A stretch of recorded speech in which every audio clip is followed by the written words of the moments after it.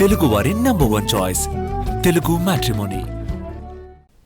తనకేమీ తెలియదంటుంది rowdy sheeter Srikanth ప్రియురాలు అరుణ. అంతేకాదు సాదాసీదా మనిషినైన తనను డాన్గా చిత్రీకరిస్తున్నారని వాపోతుంది అరుణ. ఇంతకీ 3 రోజుల విచారణలో అరుణ నుంచి పోలీసులు రాబట్టిన విషయాలేంటి? శ్రీకాంత్ను ప్రేమించాను, పెరోల్పై బయటకు తీసుకొచ్చి పెళ్లి చేసుకుందామనుకున్నా, కానీ ఇంతలోనే తమ అంచనాలన్నీ తారుమారయ్యాయంటోంది నిడిగుంట అరుణ. ఎమ్మెల్యే కోటమిరెడ్డి హత్యకు కుట్ర సహా పలు అంశాలపై అరుణ నుంచి వివరాలు రాబట్టేందుకు పోలీసులు చేసిన ప్రయత్నాలేవీ ఫలించలేదు.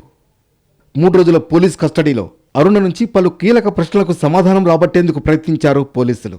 మొదటి రోజు కేవలం గంటన్నర మాత్రమే విచారణ కొనసాగింది.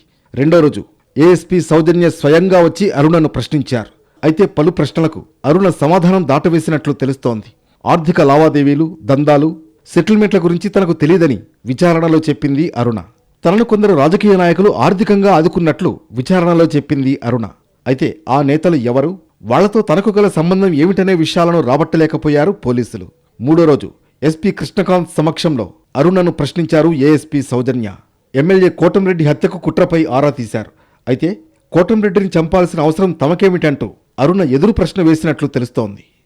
రౌడీ షీటర్ శ్రీకాంత్ ప్రధాన అనుచరుడు జగదీష్తో సంబంధం పైన అరుణను ప్రశ్నించారు పోలీసులు.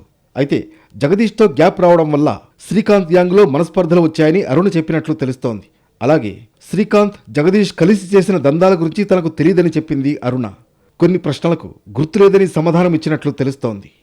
మొత్తానికి 3 రోజుల విచారణలో అరుణ నుంచి కీలక సమాచారాన్ని రాబట్టలేకపోయారు పోలీసులు.